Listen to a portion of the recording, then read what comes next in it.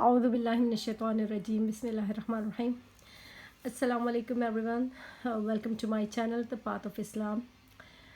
اچھا پیارے لوگوں, یہاں پہ اس چینل میں انشاءاللہ ہم اپنی کوشش کریں گے کہ ہم اسلام کو سیکھیں اور اس مقام تک پہنچنے کی کوشش کریں جہاں پہ رضا الہی ہی سب کچھ ہو ہمارے لیے, کیونکہ جب اللہ راضی ہو تو دنیا خود بخود ہمارے قدموں میں آ جاتی ہے.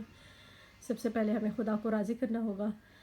اور کچھ تو اسلام کے فرائض ہیں جو کہ فرض عبادات ہیں, جیسے کہ نماز ہے, روزہ ہے, زکوٰۃ ہے اور حج ہے اس میں سے, اور کلمہ طیبہ پہ عمل کرنا ہے, وہ الگ سی چیزیں. کچھ ایکسٹرا سے ایسی عبادات ہے کہ جس کے کرنے سے ہم اللہ کے بہت مقرب ہو جاتے ہیں. اب سوال یہ پیدا ہوتا ہے کہ ان عبادتوں کو سیکھنے کے لیے, جاننے کے لیے ہمیں کیا کرنا ہوگا. ایک بہت ہی پیاری چیز جو ہمارے ساتھ ہے وہ ہے قرآن مجید. قرآن مجید اللہ کی ایک کتاب ہے, ایک ایسی کتاب جو کہ کمپلیٹلی ہمارے لیے گائیڈنس ہے. دیکھیں پہلے تو انبیاء کا سلسلہ تھا, چلتا تھا. اگر کسی کو کوئی مشکل, کوئی پرابلم درپیش ہوتی تو وہ پیغمبر سے پوچھ لیتے تھے. لیکن چونکہ ہمارے نبی حضرت محمد صلی اللہ علیہ وسلم خاتم النبیین تھے, اب ان کے بعد تو پیغمبروں کا سلسلہ ختم ہو گیا. تو اب ہمارے پاس ایک واحد چیز ہے, وہ ہے قرآن, جس میں ہمارے ہر سوال کا جواب موجود ہے. پہلی چیز جو ہمیں صحیح راہ کی طرف گامزن کر سکتی ہے وہ ہے ہمارا پیارا قرآن. اس لیے ہماری اپنی طرف سے یہی کوشش ہوگی کہ ہم قرآن پہ عمل کریں, اس حد تک چلے جائیں جہاں پہ ہمارا مقصد ایک ہی ہو کہ اللہ کی رضا کو حاصل کر لیں. کیونکہ اللہ کی رضا, اللہ کو راضی کرنے کے لیے ہم اسی دنیا میں بھیجے گئے ہیں. ہم اپنی طرف سے قرآن کو لے کے چلیں گے. قرآن, اب یہاں پہ ایک سوال پیدا ہوتا ہے کہ قرآن تو عربی میں نازل ہوا ہے, تو اس پہ عمل کیسے کیا جائے. الحمدللہ آج اتنے لوگ ترقی کر چکے ہیں کہ قرآن کو مختلف لینگویجز میں اس کی ٹرانسلیشن کر لی گئی ہے, جو کہ اب کمپلیٹلی آسان ہو گیا ہے. جس لینگویج میں آپ کو چاہیے تو آپ کو وہ میسر ہوتا ہے. تو یہاں پہ ہم کوشش کریں گے قرآن کا ترجمہ اردو میں کرنے کی. پہلے اردو میں اس میں عبور حاصل کرنے کی کوشش کریں گے, پھر آگے چلیں گے. قرآن کی پہلی سورت سے ہم اپنا سٹارٹ لیں گے, جو کہ سورہ فاتحہ ہے. اور سورۃ فاتحہ کو القرآن بھی کہا جاتا ہے, کیونکہ یہ ایک ایسی سورہ ہے جو کہ ہے تو صرف 7 آیتوں پہ مشتمل, لیکن اس میں بہت سی باتیں ہیں, بہت سے راز پوشیدہ ہیں. اس سورت کو دیکھا جائے تو اس کے شروع میں اللہ تعالیٰ نے اپنی تعریف بیان کی ہے. اس کے بعد ہمیں ایک دعا دی ہے کہ کس طرح ہم اپنے لیے دعا مانگیں اور اس کے ذریعے ہم صحیح راہ کو حاصل کریں.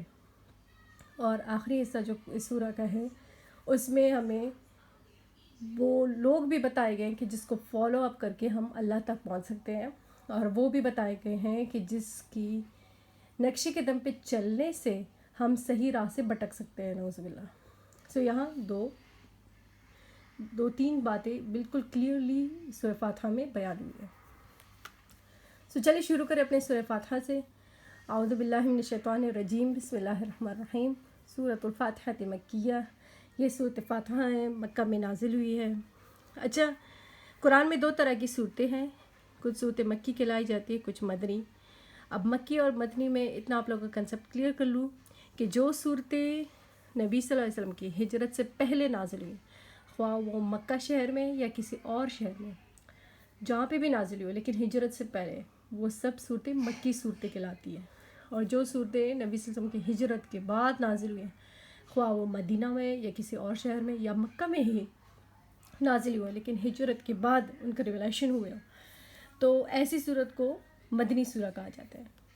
سورہ فاتحہ ایک مکی سورہ ہے اور یہ 7 آیتوں پہ مشتمل ہے. بسم اللہ الرحمن الرحیم. شروع اللہ تعالیٰ کے نام سے جو کہ بڑا مہربان نہایت رحم والا ہے.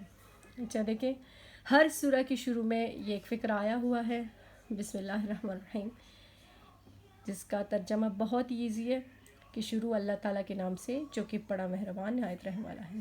یہ ہمیں ایک اور چیز بھی سکھلاتا ہے کہ زندگی میں اگر ہمیں کوئی بھی کام کرنا ہے تو اس کے سٹارٹ میں ہمیں بسم اللہ ضرور کہنا چاہیے.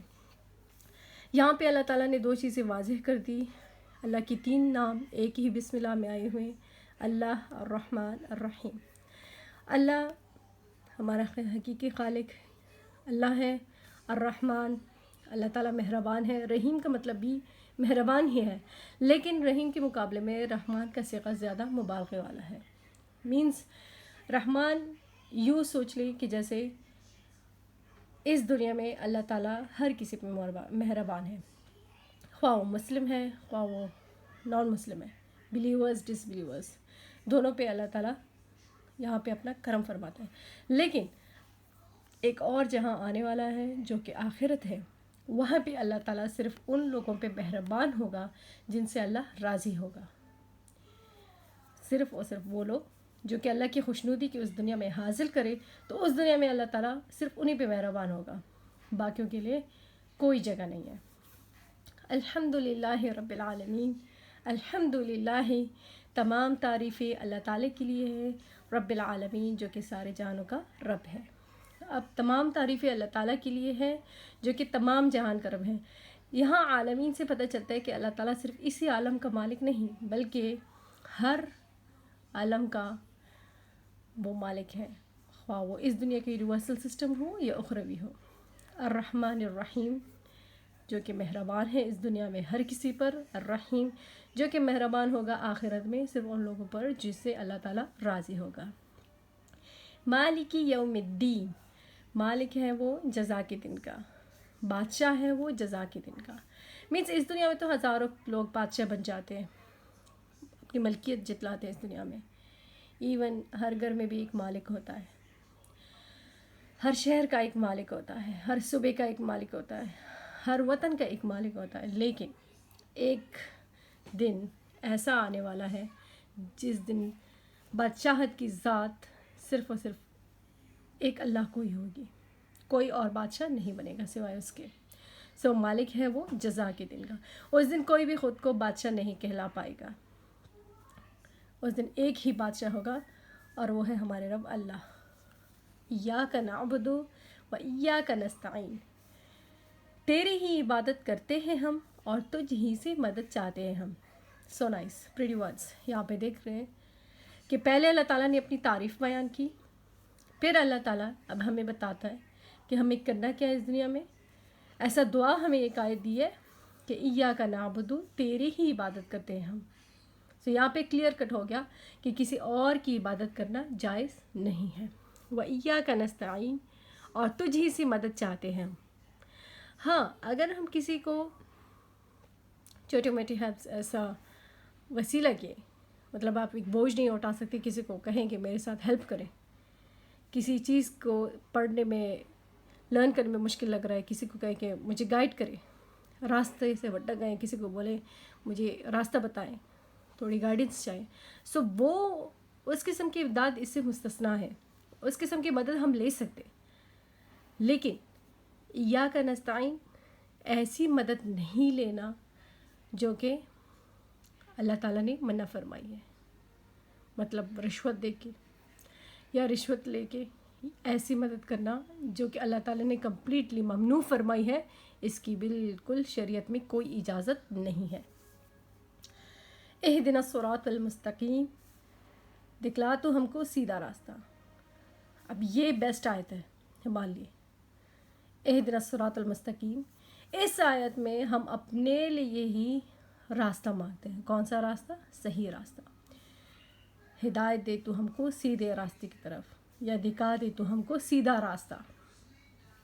یہاں یہ بیسٹ دعا ہے جو ہم اپنے لیے مانگیں، کیونکہ یہ دعا ہمیں ایون اس ورلڈ میں ہماری ہیلپ کرے گی اور ایون ہیئر آفٹر میں. اس دنیا میں منزل تک تو سب نے پہنچنا ہے، لیکن راستہ کون سا اختیار کرنا ہے وہ ہمیں اپنے لیے یہ دعا کرنی چاہیے. اور آخرت میں جنت کے طلبگار ہیں، لیکن جنت کو جاتے ہوئے ہمیں ایک راستہ کراس کرنا ہے جس کو کہا جاتا ہے پل صراط. سو اس کو کراس کرنے کے لیے اور ایون اس دنیا میں مستفید ہونے کے لیے صحیح راستے کو ہمیں یہ دعا اپنے لیے مانگنی چاہیے. اہدنا الصراط المستقیم، دکھا تو ہم کو سیدھا راستہ. صراط الذین انعمت علیہم، راستہ ان لوگوں کا جو کہ انعام کیا تو نے ان پر. یہاں پہ اللہ تعالیٰ بتاتے ہیں کہ وہ راستہ ہمیں دکھلا. ہمیں یہ دعا مانگنی چاہیے اللہ سے کہ ہمیں وہ راستہ دکھلا کہ جن لوگوں پہ تو نے انعام کیا. انعام کی کیٹیگری میں آتے ہیں انبیاء، شہداء، صادقین، صلحاء۔ ہمیں وہ راستہ دکھا جو تو نے انبیاء کو دکھایا، پیغمبروں کو دکھایا، وہ راستہ دکھا جو تو نے شہداء کو دکھایا، شہید لوگوں کو بتلایا، وہ راستہ دکھا جو تو نے صادقین، سچ بولنے والے کو دکھلایا، وہ راستہ ہمیں سکھلا جو کہ تو نے صالحین، نیکوکار لوگوں کو دکھلایا۔ غیر المغضوب علیہم ولا الضالین، نہ کہ وہ راستہ دکھا جس پہ تو غصہ ہوا ہے ان پر، اور نہ ہی گمراہ لوگوں کا راستہ۔ یہاں پہ دیکھیں ہم صاف اپنے لیے دعا مانگتے ہیں کہ وہ راستہ ہمیں نہ دکھا کہ جس پہ تو غصہ ہوا ہے، مطلب ایک چیز کو اس دنیا میں حاصل کر رہے ہیں لیکن غلط طریقے سے، دس از ناٹ الاؤڈ ان اسلام۔ یا اللہ ہمیں اس راستے سے بچا، ویسے راستے پہ نہ چلا کہ ہم اس دنیا میں تو کامیاب ہو جائیں لیکن تیری نظروں میں گر جائیں، وہ راستہ نہ دکھلا، اور نہ ہی گمراہ لوگوں کا راستہ۔ ایسا راستہ بھی نہ دکھا کہ ہم خود کو صحیح سمجھیں جبکہ وہ صحیح راستہ نہ ہو، ہمیں پہچان کروا صحیح راستے۔ یہ ہو گئی سورہ فاتحہ کی ٹرانسلیشن۔ اس سورہ کے لاسٹ میں ہمیں کہنا چاہیے ایک لفظ، اور وہ ہے آمین۔ آمین لفظ قرآن سے مستثنا ہے، قرآن سے الگ ایک لفظ ہے۔ آمین کا مطلب ہے یا اللہ ایسا ہی ہو۔ یہ ہو گئی سورہ فاتحہ کی ٹرانسلیشن۔ اس کے لاسٹ میں آمین کہنا سنت ہے، مسنون ہے۔ یہ نہ ہی نماز میں قرات کرنے کے لیے سورہ ہے کہ صرف ہم نماز میں پڑھیں، بلکہ زندگی کے ہر پہلو میں اس سورہ کو ہمیں فالو کرنا چاہیے۔ ایون جب ہم دعا مانگیں تو دعا کے سٹارٹ میں ہمیں چاہیے کہ ہم سورہ فاتحہ سے سٹارٹ لیں۔ دیکھیں جب نماز ہم پڑھتے ہیں، ہم سورہ فاتحہ کو کوئٹ کرتے ہیں، چھوڑ دیتے ہیں، تو ایک واجب ترک ہو جاتی ہے، اور واجب کی ترک ہونے سے ہماری نماز ہی صحیح نہیں ہوتی۔ تو سوچیں کہ اس سورہ کو کتنی فضیلت حاصل ہے۔ دوسرے 30 پاروں پہ مشتمل ایک قرآن میں اللہ تعالیٰ نے اگر اس سورت کو پہلا مقام دیا ہے، اسی سے ہمیں سمجھ لینا چاہیے کہ اس کی کتنی زیادہ ویلیو ہوگی، کتنا زیادہ اجر و ثواب ہوگا اس سورہ کو پڑھنے کا۔ اللہ تعالیٰ ہم سب کو اس پہ عمل کرنے کی اور دوسروں کو دعوت دینے کی توفیق عطا فرمائے۔ صدق اللہ العظیم۔